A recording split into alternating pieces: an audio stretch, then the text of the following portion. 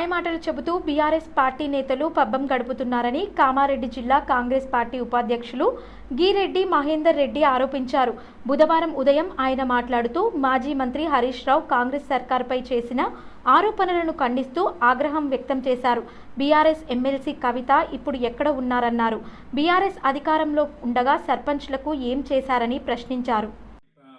మాలుమూల కుటుంబాలు విడిపోయారు. మీరు చేసిన ఘనకార్యం అది. ప్రణీత్ చంద్రన్న ఇవాళ నాగార్జున సాగర్ డ్యామ్ నుండి నీళ్లు అడుగుతున్నాం. నాగార్జున సాగర్ డ్యామ్ గురించి ఎవరు చేసిన దానికి ఎవరు చేసిన ఘనకార్యం మీరు చేయించిన జీవో ఉంది. ఇవాళ కాంగ్రెస్ పార్టీ చేసింది ఏం లేదు.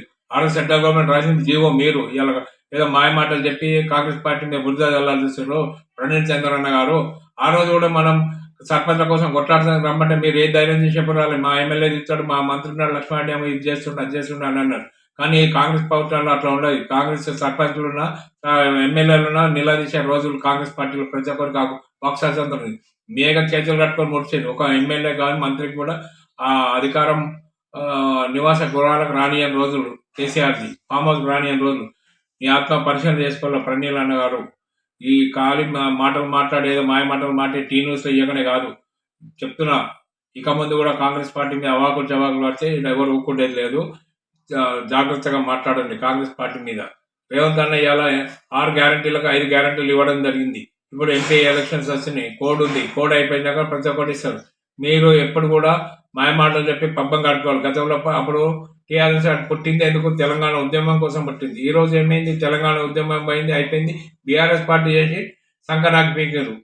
ఈ రోజు మేము దేశాన్ని వెళ్తామన్నారు. దేశాన్ని కాదు కానీ రేపు మీ పార్టీ కూడా భూస్థాపితమయ్యే దగ్గరనే ఉన్నది.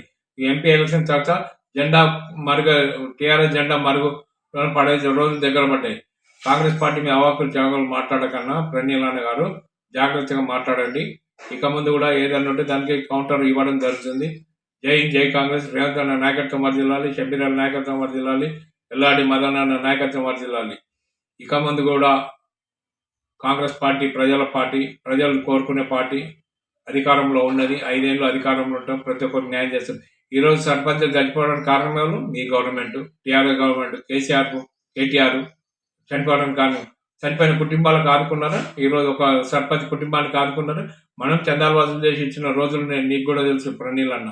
సర్పంచ్లు ఎంతమంది చనిపోయారు? కరోనా వచ్చినాక ఎంతమంది మనకు ఎన్ని ఆటంకాలు జరిగినాయి? పైసలు ఎప్పుడు వచ్చినాయి? గ్రామ పంచాయతీ నిధులు ఎప్పుడు వచ్చినాయి? తెలియదా నీకు? ఇలా బిల్లులు పెండింగ్ ఉన్నాయి. ఎవరి గవర్నమెంట్ బిల్లులు పెండింగ్ ఉన్నాయి? కాంగ్రెస్ గవర్నమెంట్, టీఆర్ఎస్ గవర్నమెంట్లో పెండింగ్ ఉన్నాయి. దాని కారకులు ఎవరు? మీరు కాదా? ఇలా అన్ని వత్తాసులు పడుతున్నాం. తస్మాత్ జాగ్రత్తగా ఉండండి.